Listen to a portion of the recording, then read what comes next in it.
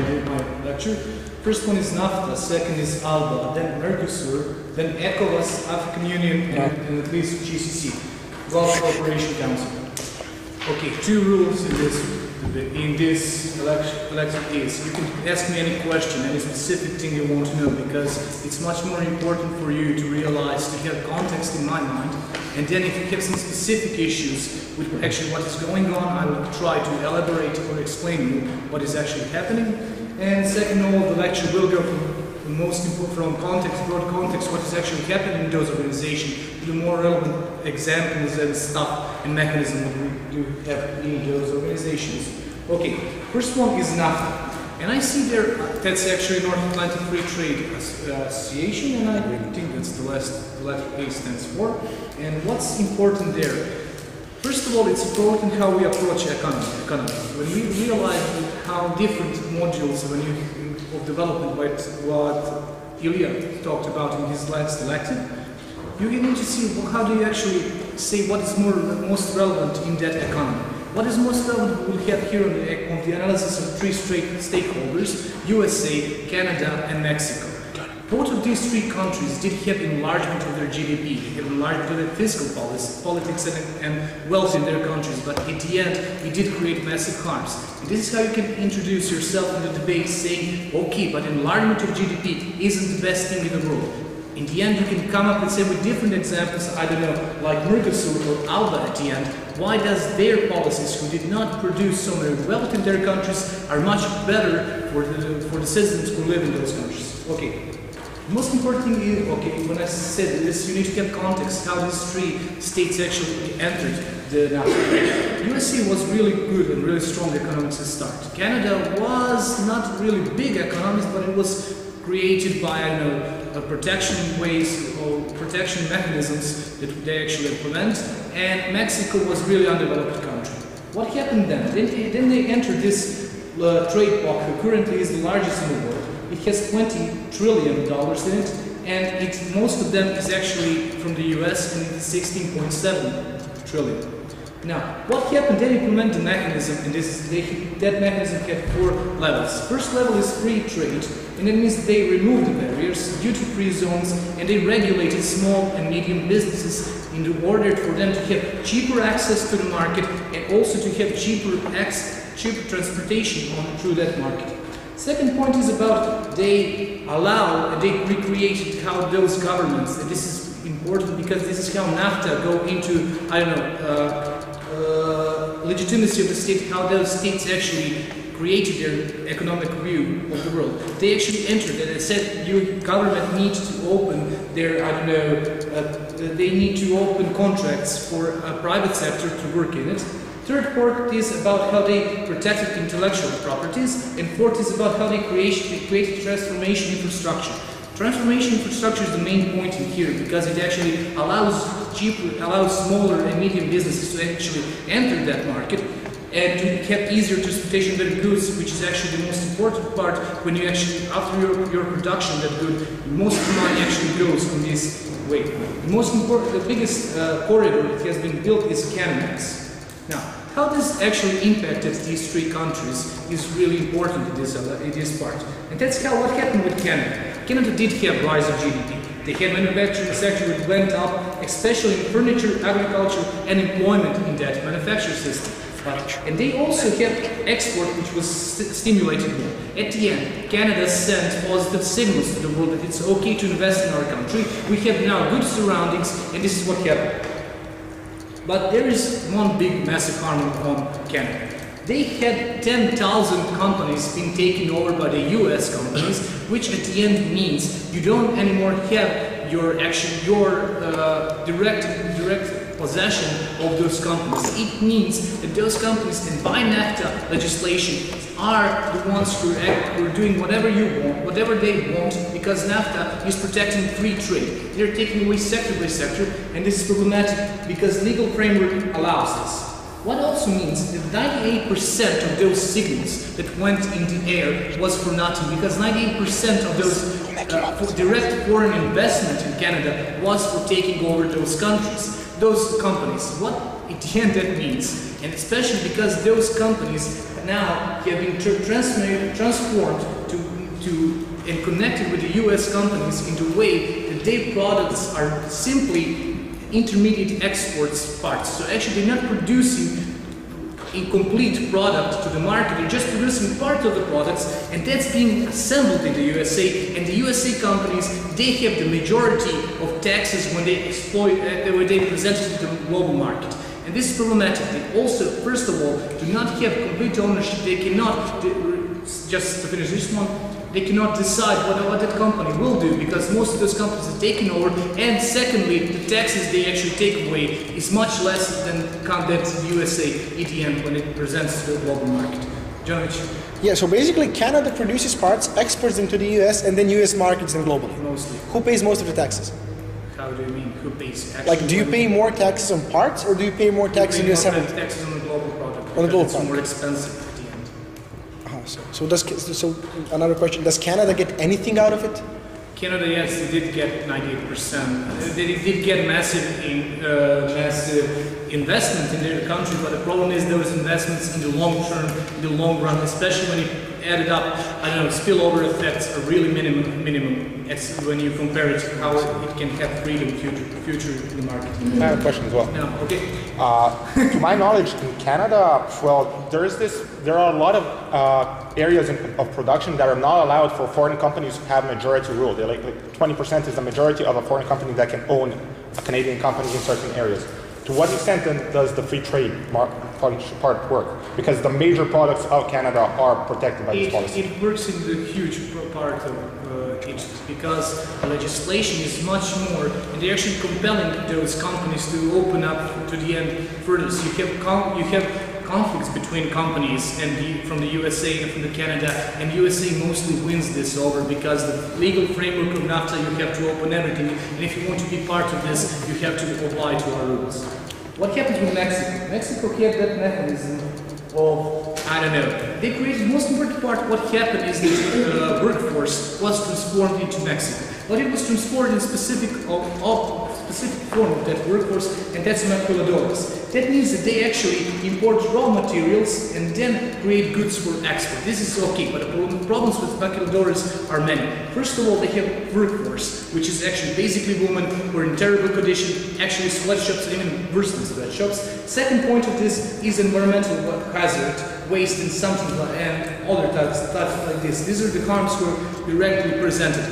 Second problem is that maquiladoras will not last further, because most of those workforce now transformed into Asian markets, and you have sweatshop working there further on. Now, point with maquiladoras, they presented the benefit of infrastructuring those areas mostly to the border with the USA. Now, it's questionable how trickle down that actually created wealth for the rest of the Mexican. You have examples when actual infrastructure went further inside the Mexico state, but the problem there are many, and that's because that infrastructure is so specific to those parts of the industry that those maquiladoras present, and it cannot be transformed to the poor state of society for them to have better, I don't know, infrastructure, better access to the Mexican market, and stuff that can use further on. What happens then? They even created USA through those policies, those specific policies. They created laws which actually are banned for Mexican trucks when they actually want to import their goods inside the USA.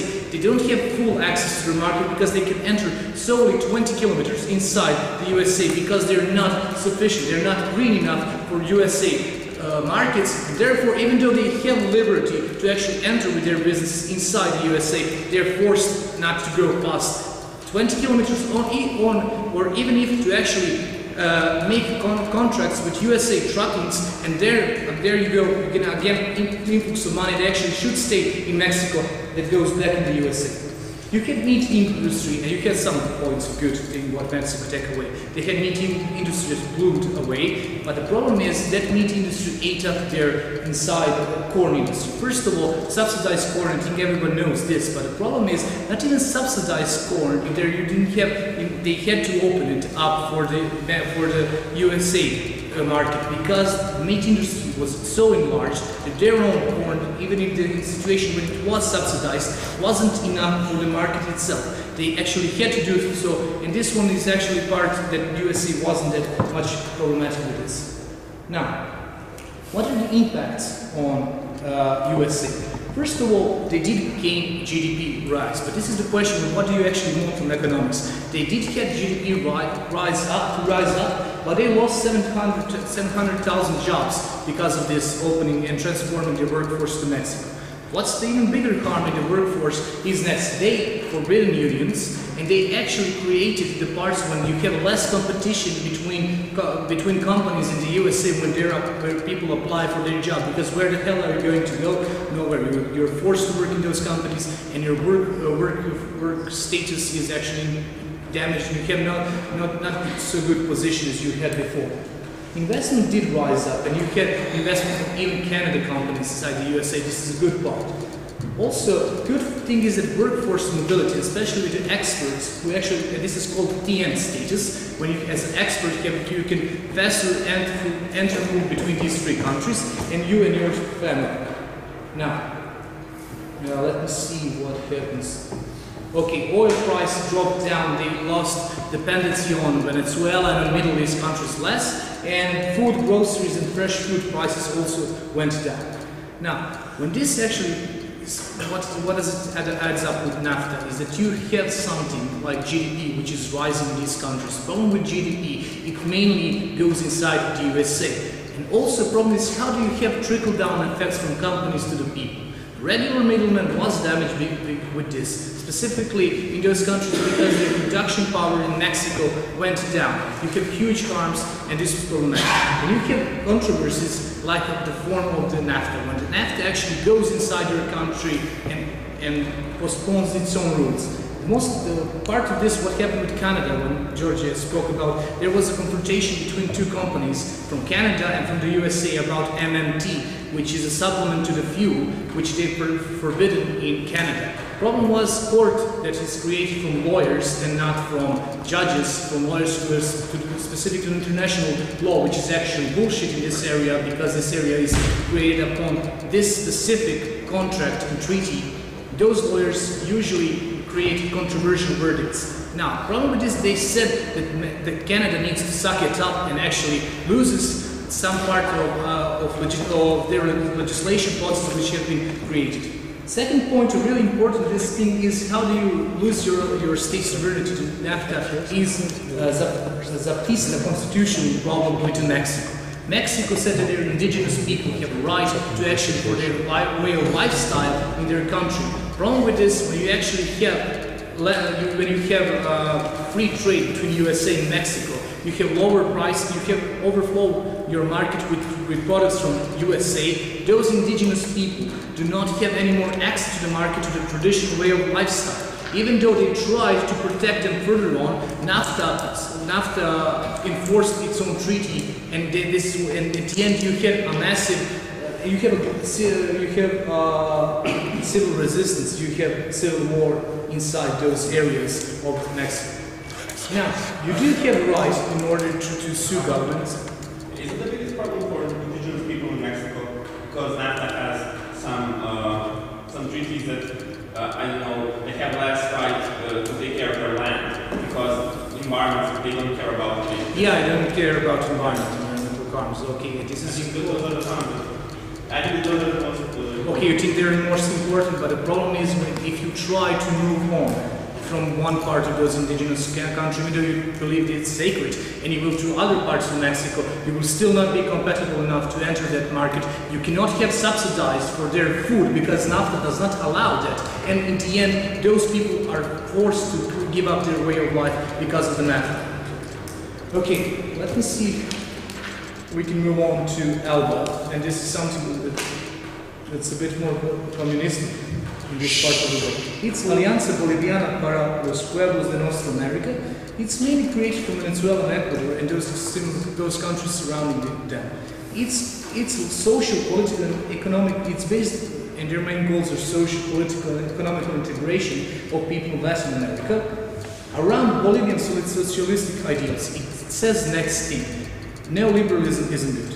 It creates massive harms, especially when you don't have equal starting rates like you had in NAFTA. And everything problematic enough is something they try to eliminate through their mechanism of endorsing this, just to finish this one. And they're actually open up, and their main ideology is the criticism of the free market and USA ideologies. What was the name of the organization ALBA. again? ALBA. Thank you. Okay. It was created between Cuba and Venezuela at start, and later it was added that this is a trade. This is a trade treaty, and so it says that how much important this ideological stand is for them.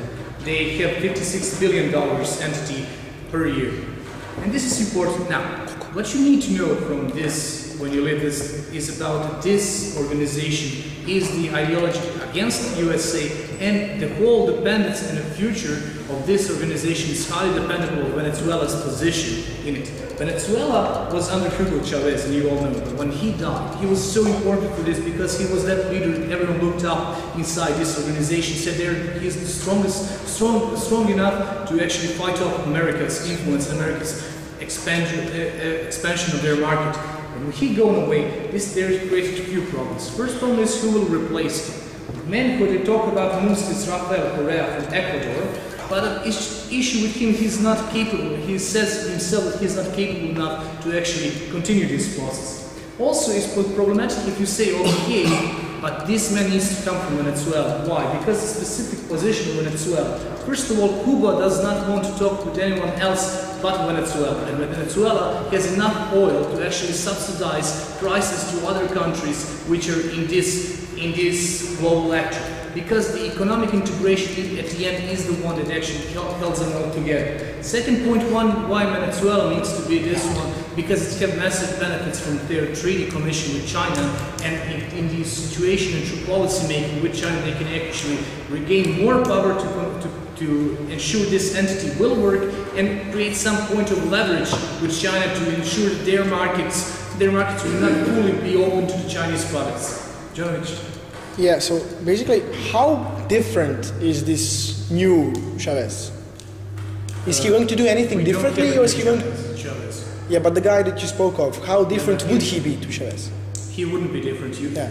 Each and every one from inside do believe that neoliberalism is wrong and they need to have a better race. Now, the project they created is first of telecommunication. You have a specific network that actually is on Spanish language throughout the whole Latin America, and this is important when you talk about identity or idea sharing.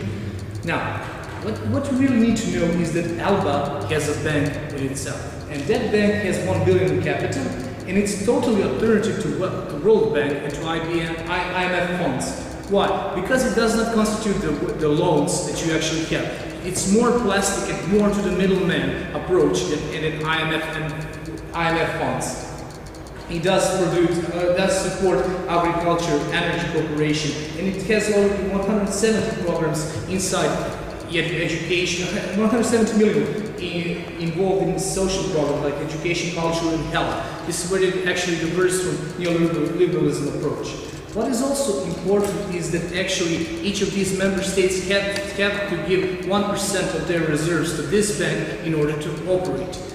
They also have a virtual currency which is called Sucre, and it's competitive to the dollar. That's how they protect their markets from dependence on US dollar, and that Sucre is actually being used solely between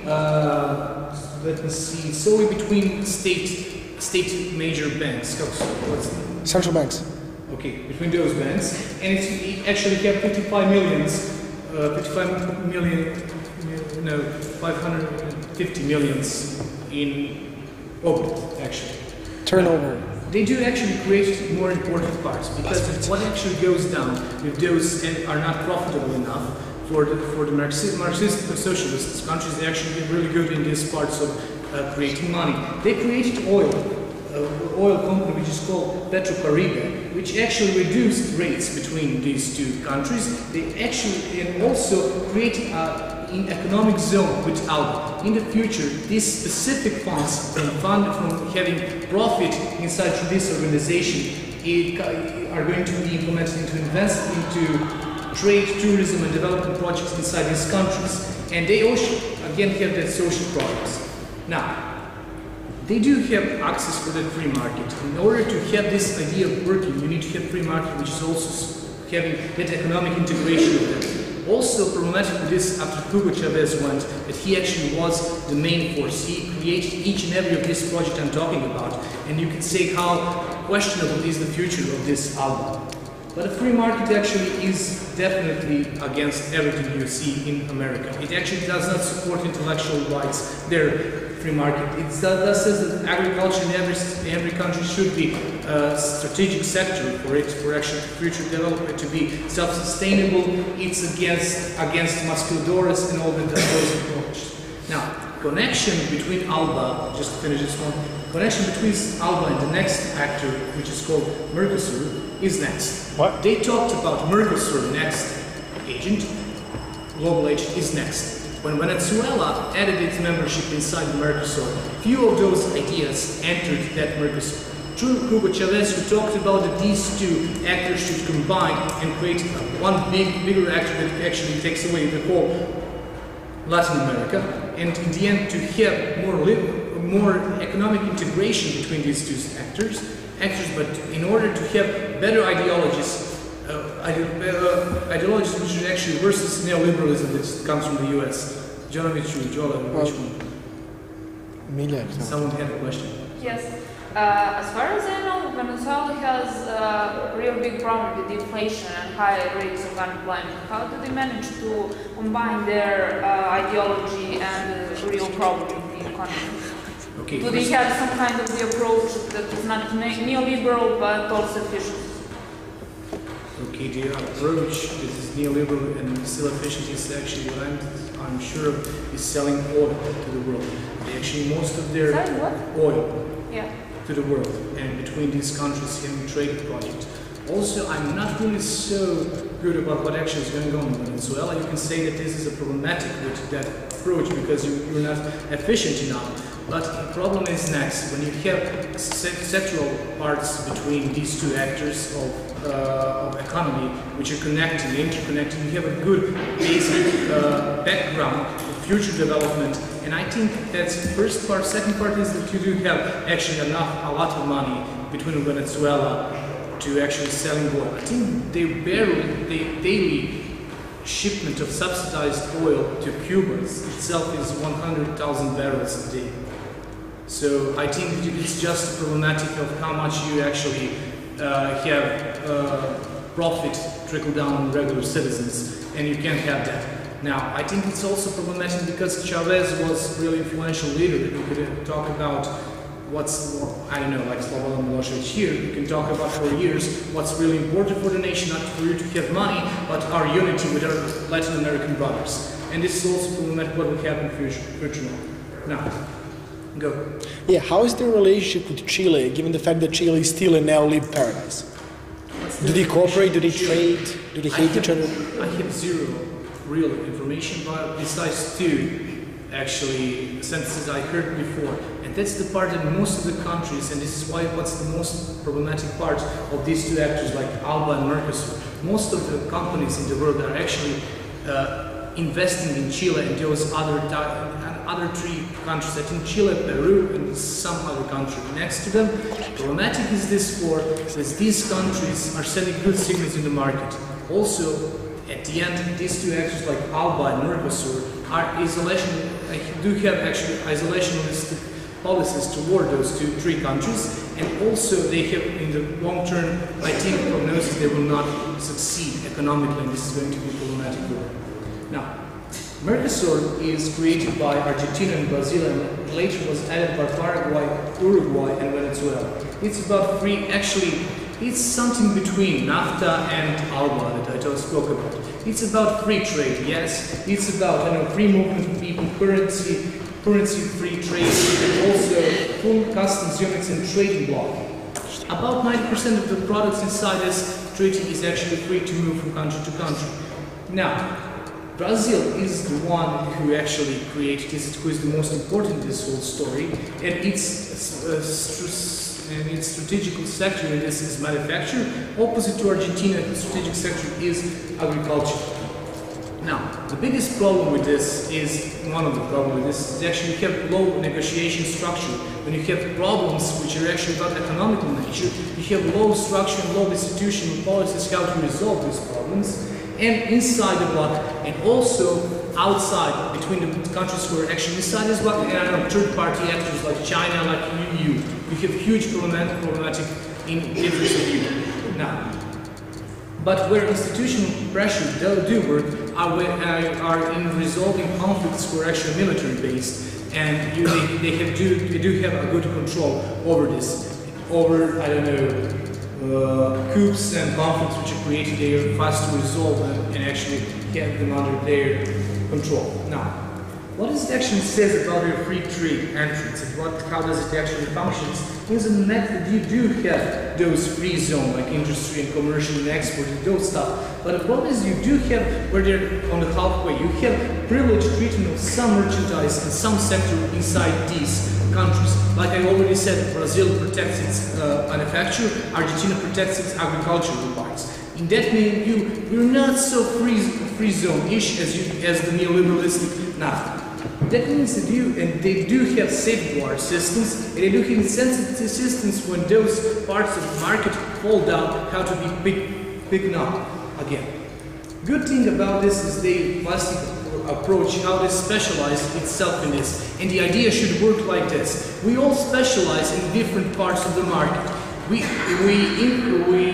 intervene in other parts of the market, and we are here to actually offer to this treaty different types of this. Now, the problem comes with new wave approach, and this is when Venezuela entered, and we have this transfer of ideas. Venezuela entered and said, okay, this whole government should be more left-wing oriented. You do have in those situations in Brazil, in Argentina, governments who are actually being created left-wing oriented, and they furthermore are accepting more and more protectionism method. In the end, what does it happen? And those sectors that we protected and said, okay, this sector is solely for Brazil, are now being developed in Argentina and other countries, protecting and taking away Brazil's sufficiency on these parts of the market, and in the end, destroying and dissolving that connection that we actually have between these two actors. Now, that's shown through statistics. The greatest rate of growth in these countries was in the middle 2000s, and now again you have drastic fall in the situation now. And before the creation of this, it's barely, but barely, I don't know, for 1% better than it was before. This also have created other parts of re-questioning this treaty. First of all, you have legitimacy re-questioning, like Uruguay and Paraguay stated they do not want anymore to be part of this. They're just because they signed it before. Uruguay said in this situation we can have a referendum, we will hold it, and possibility that 80% people will be against this. Second point of this, when you want to change your policy making to be more leftist, you have a problem because many of the USA companies have invested in this sector. And what will happen in the end, it will mean that these companies will pull away, they will take away their investment, and you have harm which you cannot actually compensate because your background manufacturing is not still good enough. And third thing is about Chavez and Venezuela. They created this and they shown that something like this can be realized. But when Chavez died, Venezuela had its arms, like someone from the audience talked about, but it had arms because they don't have any good strong leader who can commit their money, who can have these connections to actually realize this idea. Now, what does it mean when we come up to this? What's the most important part? Because of this, beside this new era, management is the behavior of Brazil. Brazil is the most important one in this. Not just because I am a political or something like that, because they held 75% of that internal markets, and I think about 80% of the external markets and external connection with the other parts of the world. Now, the good thing that comes from this is actually they can control China. They have investment products with China, and they have more money from other parts besides USA entering the country. Harm of this is that products from China who are lower at the price are entering the market and taking away that part of the Brazilian economy which is strong, that's manufacturing power. And the next problem is this. the connection with the EU. I think 2 years ago, EU, up until 2 years ago, EU had specific position of Brazil and this MERCOSUR actor. They said they're privileged, and the most of their trade treaties they can sign in the future, they will sign with Brazil. The situation with something like this, like new approach to the policies influenced by Venezuela entered, EU dropped them from privileged position, and it means that Brazil in this part of the world loses market of EU. Now, what's good and what can come good from the future is that Brazil have oil in their country. If they start producing and actually creating factories that can create petroleum and some other, products from oil, they will enter, and they're the ones who perceive that they can take away Venezuela's position in creation of this actor with ALBA further developed. Okay. Before you continue, Yeah. how do you write MERCOSUR? Sorry? How do you write MERCOSUR? Spell it. I'll try to spell No, it. how do I write or what? Yeah, how do you write it?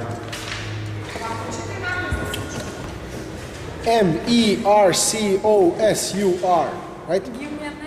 MERCOSUR. Okay. Now, any questions about this part of the world, Americas? Yeah, I have one. Okay. How is the current relations between Venezuela and Brazil? Post all of this turmoil, how does I think Brazil view they're- Venezuela? I think they're pretty much diplomatic regularly. Yeah, but do they trade to the same extent that they used to? Because some parts of your actual economics investment that you have are there. The problem is that actually you didn't have a large amount of investment from Venezuela into Brazil when Chavez entered with his idea. You have Chavez who said we should connect it to each other. Then you have change in Brazil and Argentina because the governments that had been created in those countries became left-oriented. Then they said this idea can be good, and they started creating a union. They started creating an, legal framework for their basis of cooperation, and they have some small investment between these two countries. But the situation when Chavez died, you had massive decline of political will from Venezuela because of the situation they were placed into, and you have a problem with which country can actually change, can step up in Venezuela's place. That country is Brazil because of the oil and something like that. But the problem is they do not have factories which are equipped enough and specialized enough because they're created in the 60s and 70s to actually da prerade tu naftu, da bi napravili nje nešto što može se koristiti na tom tržištu. Uglavnom, they sell that oil back to the Middle East, and from the Middle East they take end-up products. Now, Africa. Two things I would like to analyze there. It's ECOWAS and African Union. First of all, ECOWAS is part of the organization that works under African Union, but the problem is they do have, I don't know, some things are better in ECOWAS and some things are better in African Union. I will come to analyze this. They do have some differences of implementation of politics. But what you really need to know is about the context of Africa. This is how it's idolized that Africa is an okay place. No, it's not. It's a place when you actually have countries which are in worse shape than Serbia. The only difference is that you have a lot of resources behind you. You have resources which are actually collected by the MNCs from Europe and from the USA, later by China, then by India or some other states that are actually entering this zone and taking away their resources. The problem is that taxation that you actually have is about 1% or less than 1% of real value of those resources. Most of the people do not have access to the money from these parts of the world. They're still dependent on aid, and they have huge social problems. On the social problem, the most important one is the militarization of the people. It's easy to build up that you're in a conflict with someone because A, you don't have enough money, someone on the other side do have, because of the wealth of redistribution of that wealth, people do enter these conflicts. Second point of this is identity. Conflict which are created in Africa are really common because it's easy to justify because you have more than 2,000 people.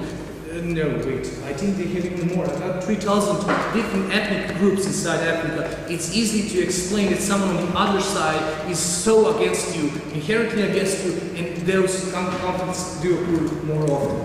The problem with the state is that most of these political most of the governments being created are still under larger influence of political elite that dated, I know, in some countries even from the colonialistic times, and you do not have democratic practices in the human's mindset. They're not adjusted to democracy. They don't perceive it as something that actually gives them good in their lives. So at the end, the outcome izlaznost na izbore really low. Okay. Now, what you really need to know in this block of ECOWAS, it has three parties, and it dates the colonial time. You have two countries who are actually from Portugal, who were actually colonized by Portugal. You have 8 countries colonized by the UK, and you have 15 by France. What does it mean in the end? These countries do not cooperate good enough between themselves because they're still integrated much more if they come from the same block than if they come from the other. In the end, it means that some conflict, some particular issue can divide them, and in the end, it belongs to the one who actually, and they do not have the same opinion. Second point that you need to know about this, it's Nigeria and its specific position. Most of the money in this act comes from Nigeria because of their resource-based economy, which is actually their 10th producer of oil in the world. They have other resources, plenty amount of them, and they're behaving u analizi suprotno na ostale, they're much more protectionistic methods of their own things. Now, when it comes to ECOWAS, impact, what happened with them? Okay. Whose colony is Nigeria? Nigeria was UK. Now, to impact, what happened? It's integration. Integration. We do have more political integration. We have a legal framework, we have economic framework, but the problem is how much does it work?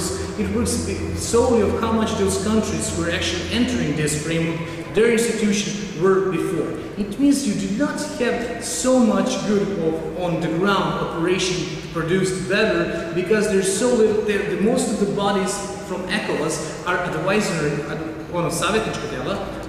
bodies who are actually just saying what's the problem with this, and the real work is based on an institution which are actually dated pre-ECOWAS. Second point is about free movement of people. They say, okay, you have a free movement of people, but two things happen here. First thing is many of these states in fear of crime or something like that still have trade blocks. Warlords can cut off part of the country and say you cannot enter. You do not have that incentive of people to actually go inside the market and to search for a job in other places. Second point, international crime between these countries rise up because the gangs are the ones who actually now have incentive to actually go from one country to country to produce more influence over. Second point is about that transportation. Okay. Are there any examples of benefits that the country have once they enter ECOWAS? I will explain the part of yeah, they do have, and I will explain it later. But let me first explain these points. First of all, transportation was improved, but it was improved mainly because of the private sector. Most like train companies, ships, and air companies are actually private owned, which means the state do not have enough incentive to enter these sectors and to to widen up to a wider range of people, like poor people or middle class, to actually be part of this. Second point is about that common currency they actually created in this situation. They said it's okay to create cross-border payment, improvement of development of these countries, but also two things happened. First of all, some economies did have weakened by this because of the inflation, and second point is the money laundering between these countries, which means that further inflation was created and the value of that currency was dropped off. Problem, let me see just one thing. Okay, it's not here. Transportation. Yeah, and trade liberalization. What does actually mean? In order they wanted to have wide open market for the products from other countries, but it created that some countries did have much more influence on the market, and you have dumping ground for worst product from one country to another country. Harm of this is that those people in the country which actually got these dumping products means that they didn't have good enough products in the first place, but they did have cheaper products in start, which actually undermined their manufacturing in those countries in the beginning. And this was really, and that's problematic, of course. This is why you had Nigerian policies to actually opt out from this free trade agreement and to create more and more protectionism policies that they perform. Now, the good. When you say dumping, they sell, the stronger countries sell their product at a lower price, right? Okay, they don't sell just, they don't have just that advantage. They can actually lower the price of their product, but the quality of their product isn't as good as they present it in their own countries, which means the huge difference between countries are being created. Too huge for one country to actually explain it to their own citizens, or in worse, to actually have some benefits and some profit from it. If you talk about elites who are at the top, and then you have issues with this organization. Now, good part about this ECOWAS is ECOWAS, and that's their organization which have protocols of conflict management and preventions. ECOWAS. It spells? Okay. Few things you need to know about them. They did have few examples of good intervention. First one is Liberia, where they actually sent 4 battalions and took away civil war. They organized democratic elections which actually went well, and unlike UN, which actually comes up and says that there's a big problem because you are the one who are being helped. The good issue of this was that they created an atmosphere of cooperation between these two countries, and they said that this is okay, and they created the will of people to actually resolve this conflict on the ground further on. This is the best example that you can actually use when you talk about ECOWAS.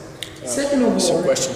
Yeah. Who sent people to Liberia? What country? Okay, they took people from all the states if they can. But in the next example, like Guinea-Bissau, when they actually restored again peace, problem was they sent the country from mostly one country, and that's Nigeria. And this is why this whole region adds up to one country. And that's the Nigeria who has the best military power, who has the greatest hard power because it's kept the most oil in their country and most of the resources, and also problematic because what happens with Nigeria will influence the whole region, because Nigeria, it takes away its position as someone who leads the UK colonialistic part of those countries. Though you have less cooperation because those countries who are actually being colonized by the UK will perceive French colonization, those countries who were colonized by the French government and French state in before, will perceive them as someone who actually fighting against their own interests in the future. Also, the problem with Nigeria and its army is that they had lots of coup d'etat in their history. That's why nowadays they are reducing the power of the military, which is also problematic for the interventions, because Nigeria has most of the military battalions in ECOWAS, and since they're reducing the power and the strength and the organization of the Nigerian army, that's why it might happen that interventions in the future will be less successful than they were. Okay, and then when we conclude this is the problem with Guinea-Bissau. You had Nigeria who spent the most money there and sent the most of the people. So in the end, dependence of how efficiently this one intervention will be, it came up to that one country. Now, what he spoke about in the organization, the Nigerian army, they have a huge problem. When you take away funding, so they cannot actually allow themselves to enter every conflict in there. They have poor organization. They have corruption in there, and they do have coup d'etat. The example of this is actually Sierra Leone, when they fought the RUF's army, but in the end, the ECOWAS was the one who created further conflict in those countries, because the parts of the battalions and the parts of the army actually took parts of the territory for themselves, started robbing the countries, further on in creating conflict which actually went furthermore.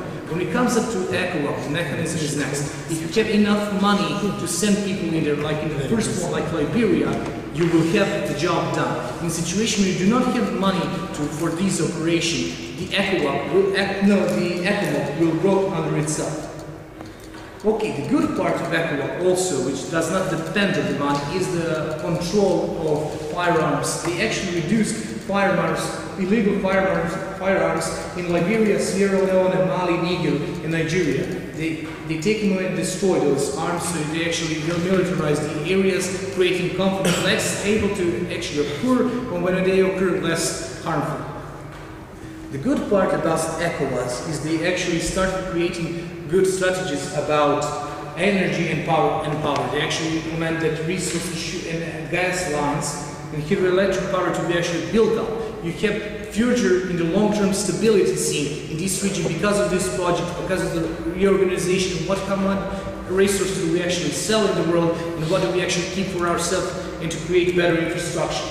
Now, let me see what's problematic here. First of all, as I already said, funding with this, then political will, because most of these countries do not want, elites in these countries do not want cooperation with others because they will actually have to be more transparent and to lose their actual political influence over the country. And second point is that Nigeria versus Francophonic states inside of this. This means they do have a clash of cultural and a clash of how they perceive the interests of the specific issues that are happening. If Nigeria goes under, that means that those countries who are still Anglophone, UK and UK oriented and were colonized by UK will feel fear of their issues and will reduce their implementation in this treaty.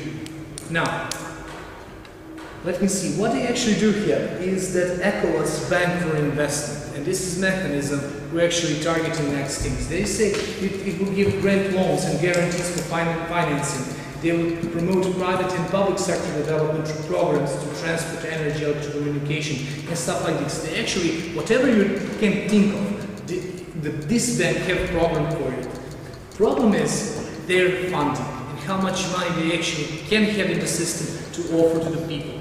I do personally believe that the loans of this country, because I still don't have enough information, I can state that loans of these countries are in a better condition than IMF, but the problem is how much money does this bank have to offer this. If you can have, on the long term, better redistribution from profit you can gain from energy and power strategy being created in those countries, you have more money. And this is the most important thing about this future, for the future development of these things. How do you actually take away resources and taxation of them for yourself? In order to actually have any debates, any real progress here, through this bank, you will need to have actually better funding, and I think this is for us. Okay, African Union. Now, it does have a similar goal like any of these actors, and that's unity and something like that. But the two things you need to know about, every country in Africa is part of it except Morocco because of the legal dispute of Western Africa, when Morocco did not allow a group of Sashli, ADR, to actually take a part of their country. Similar thing like Kosovo. Just this is a situation when you have the world actually standing on the part of Morocco and not allowing this Sashli region of Western Africa to take its independence. Problem is that the African Union said, okay, they recognize this, but at the end, they didn't have much influence on Morocco, they excluded it. Second country is Central African Republic because of the current problem. Now, they do have also banks like African Investment Bank and African Central Bank, which are actually going to be to create a single currency, but it's also problematic because you do have a legal framework, you do have economical framework, but institutions that actually should support this and carry this out are the ones who are based in those countries. You don't have the hard power to actually change this stuff. You do have problems with that African Union confronts. This is diseases like malaria, HIV, AIDS, Ebola. You have political tension with those undemocratic regimes. You don't have enough power to change those regimes, to influence them, because of the sanctions that African Union mostly developed on these countries are based on political sanctions, like we're not going to talk about you, but the political elite doesn't give a crap on this. And economic sanctions, even if implemented, because of these economies in status quo are little connected, they will not have a huge impact on those countries. Only way to do so is actually by sending armies. Okay. I don't know what can I say. Okay, we come to the part of Pan-Africanism, Pan-African nationalism, and this is okay. This is said that it's really important in order for you to have progress further on. This means that in order to interconnect people on economical level, when they perceive that economic level will not be as good as before, it will not be moving as fast as they thought in the beginning that will, they say, okay, we'll create a Pan-Africanism way.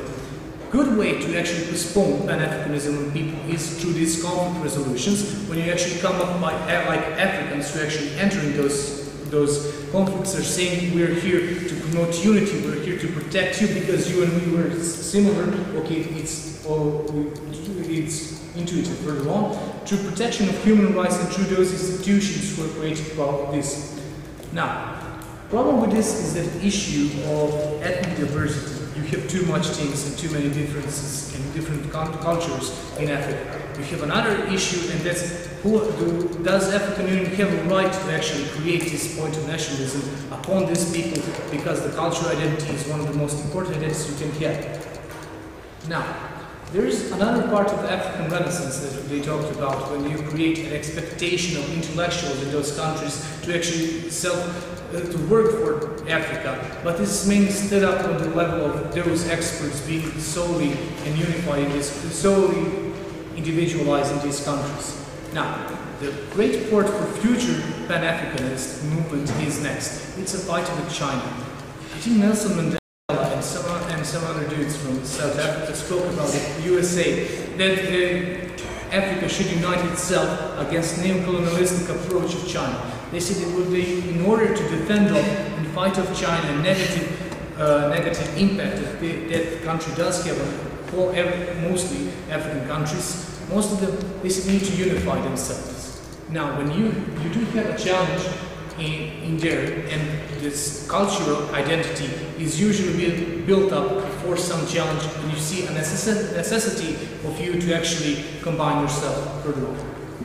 Good thing and good mechanism from the African Union is APRM. It's called African Peer Review Mechanism. We have 5 levels of analysis. And this is also the good part about ECOWAS, because that same mechanism exists in ECOWAS. These are the benefits that you have. This analysis, they have 5 levels of analysis. This means next things. They analyze government, they analyze social areas like conflict that have been there, the differences, the elites, every part of, I don't know, they have actually debates about this, and it's a good part because they actually predicted problems and they offered solutions for those specific problems. In Kenya, they predicted ethnic tensions. In South African Republic, they predicted xenophobia, and in the order when they predicted those problems, they actually offered solutions for them, how to actually control them. Issue happens in the situation when you actually have to implement these things, when actually it does depend mostly on the government of those basic countries. Now, good things about this is that you do have good examples of this. Ghana reduced the size of their cabinet and passed a long-awaited bill to protect whistleblowers and access to information to their own citizens. Rwanda reinforced its business environment with various governments' indication to create progress further for the middle companies in their society. Kenya also passed laws on witness protection and public protection programs. And this is important. The situation when you actually do have influence, they get the shit done. They do have good results. The problem is how to actually transform your political power from European Union on pressure of those individual countries. Go. Can you explain us, is there some kind of institution or council, how this mechanism actually is being implemented? Some countries go out. You do have institutions inside European Union, inside African Union. But the problem with those institutions, I really didn't write it down, I'm leaving from this, I'm sorry. But the problem is, when it comes to the soft power of those institutions, they do not have a hard power. When it comes to soft power, it's really from country to country, from case to case basis. Because if you do have problem with political elite in that specific countries, the things will not get done if that program is exposing those elites' crimes. And this is problematic, and we'll see why. Now, the good, that's the bad thing, that's the dependence of that political change from those elites. But a good thing, in association with that banks and that strategy and sectoral planning, they do have NEPAD, NEPAD, which is called which is a short-term action plan of regional growth and strategic influences, how do you actually create your resources to real infrastructure, to real benefit, real profit, and they do have mechanism for this sort. Now, future development from my point of view, is going to be good in this country, specifically because you have urbanization process, which actually allows smaller companies to actually enter the market. you do have population boom and you have educational boom, which means in the future those elites will be taken away through the regular process of democracy. And this is good. Also, you do have that NEPAT, which is not just a strategic body, but it's informative body. It actually gives information to the discourse, and also it gives information and educates people how to fight further on through NGOs. Now, interventions of African Unions are next. First of all, in Mali, intervention, they fight against Islamic forces. They actually win this one. And okay, it's important, but the backstory is that France actually took away most of the burden for this to actually go further on. And now to respond to Ilya's question in the mail, when he said where the good, how much the political change of sanction when they create, they can actually fight off problematic countries. Like you have two examples in Mauritania where coup d'etat created, but those sanctions the African Union postponed in this country kept zero influence. The only influence was because of these specific regimes set and their obligation to the people, because the people of Mauritania actually expected democratic change. This is what actually created the democratic change. So the influence of African Union was zero. However, you can say because of this education process that actually is happening in Mauritania, and now because of the NEPAT and because of the APRM, you can expect for those countries to get, for the population, or most countries in Africa, to actually have better access to information and to actually have value. They actually have what they actually should expect from their governments to offer them further on. Also happened in Togo, where the president actually died and his son came up into his place, but the problem is that that intervention that happened then did not have any real change in real way. Now, just to see one more thing, it's, yeah, you have Sudan and Darfur when you have peacekeeping options. Now, problem with this, and you can when I talked about how you can create one sense of belonging through this military operation, you can actually take this argument and flip them over and actually explain what happened in Darfur. Why the African Union should not intervene in these countries? Because African Union was taken inside this conflict. They did perceive as someone who is more, in the beginning, who's more neutral about UN forces, but actually they said that because of the ethnic diversities, because of this problematical perception of who actually was colonizing you, they flipped and said that most of the parts of the military power that came from African Union was against the interest of both to the country, both to the sides inside that conflict. It was easy to do because, again, you do have ethnic connection of so many different ways. Second point was, in the end, the one who actually saved this Darfur and Sudan operation was the UN. When they came up together, they didn't perceive, they were perceived like neutral actor, but what is more important is it still comes from the first part. If you have enough money, you will proceed this throughout. How? Because the first part of the operation when UN actually entered Darfur was when they start sending money to the African Union. This was good because they actually controlled that conflict further than was expected from it, but in the end it was that UN who actually get the job done. Good example of this is Somalia. Fortunately, because you do have Somalia and war, what's happening there. But for African Union and their basic information, this is good. Because the job of the African Union in there isn't to openly fight openly fight terrorists or those who are actually rebellious. The job of the African Union there was the next thing, to actually obučia vojsku Somalia, and they actually did really well because they did show that actually they can do that, because the Somali army, Somali National Army, did have in those situations when African Union was presented that they did have winning, they were winning the conflicts, and also it showed the cooperation between the African Union Army, because different countries did have different tasks to actually get done through this project, and they actually did it completely good. And also 2010 invasion of Anjouan was a successful mission for African Union, but this is actually not the greatest example because Anjouan didn't have more army. I don't know, the dispersal force was 6-1 for African Union, so it wasn't the greatest example of winning. Okay, any question about Africa in general or something like that? Okay, GCC. It stands for Gulf Cooperation Council, and it tells most of the members are Islamic monarchies who do have one country which is most important in the world, that's Saudi Arabia. Saudi Arabia is the most important, okay, I'll finish in 5-7 minutes, sorry. Saudi Arabia is the most important because of the hard power, which is money, oil, and military presence, and second point is because of the soft power, which presents those religious symbols important for the whole Islamic world. Now, what you actually need to know about this is a few things. First of all, is Peninsula Shield Force, their task force who is created to intervene in the problematic conflicts for their countries. First of all was Kuwait, where they protected it from Iraq, and again before the USA created invasion in Iraq, they did protect it Kuwait. Second point is the Bahraini uprising, where they actually controlled Bahrain from having a civil war, and they currently do have air operation against ISIL.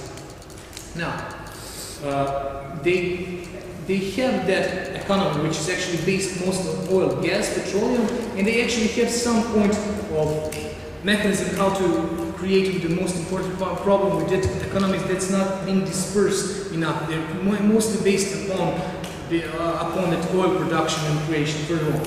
Now, they have two models. First of all is the diversification in their own country to actually create more sectors, not just oil dependent. And second of all is investment in the countries around the world, like they're actually doing right now in Serbia. Now, issues when you actually want to invest in GCC are next. First of all, they do have weak consumer and investor confidence. When you're MNC and you want to invest in GCC, you don't have security and long-term security because their law system is still based mostly on Sharia law, and because of those countries, like I don't know, example, that they do not actually recognize the default of the company, those countries do not want, those MNCs do not want to enter this to actually create it better and to actually work on the long term. Again, they do have, the second point of this is they do have wasteful usage of resources, which means that they actually subsidize most part of their economies and creating bad signals for the companies who actually wants to enter, because you actually cannot have a market for yourself when there's another part of that same sector that's being subsidized and belongs to that nation. Now, the issues with this is actually security. First of all, GCC is still currently dependent on USA foreign military offensive force, and they do not have good relationship with many of these countries. The dependence on the USA is most important. Do not have political will or mechanism how to resolve this. Political reforms, because of you have radical Islam right now, are not seeing well how to actually be dealt with, because you don't have political will to do so, and second of all, you don't have mechanism to go further on. Iran is the specific problem per se, because some of the countries do want to actually have it, to actually cut off all ties with Iran, to actually end the conflict with, but some of the countries have invested money in Iran throughout trade or something like that. I think, okay, and the problem specific with this is a labor union, because 30 million people are there basically in the situation of being enslaved. The greatest problem is Saudi Arabia, where people actually cannot go on if they want. The specific problem now is created a few months ago. It's between Saudi Arabia and Qatar. What it actually says, because Qatar supports Muslim Brotherhood, the Saudi Arabia who are actually fighting against Muslim Brotherhood, who are actually fighting against terrorist organization which they actually said they were part of, do not have now good talks between themselves. Al Jazeera was marked as hostile media in the GCC, and you have now gridlock created between these two countries. On the one side, you have Saudi Arabia, who is not dependent on Qatar, and on the other hand, you do have Qatar, a new sheikh who is young, who do not want to step down before his own people, who don't want to step down before his ideals, and you have gridlock created. Now, it says it can come up to two problems. First problem is the problem inside based on oil and gas production. Qatar mainly produces natural gas, and it can say in the future we will have further these two economies, which in the end means the problem that Qatar will actually want to leave. Second point of this is that actually Qatar and their sheikh was young. Now, young sheikh says the next thing, they will not give up their legitimacy to the Gulf Cooperation Council, especially in the situation because they do not want a decision which is the best for them all people to be created that way. They also said that the goals of the GCC are not the ones to be followed by their own country, and they want to opt out. Now, Any questions about anything? Okay, that's it for me. Thank you. I just wanted to say there's a lot more information that came up that I didn't cover you. I will send them to written form on emails in about 2, 3, 4, 5, 6 days.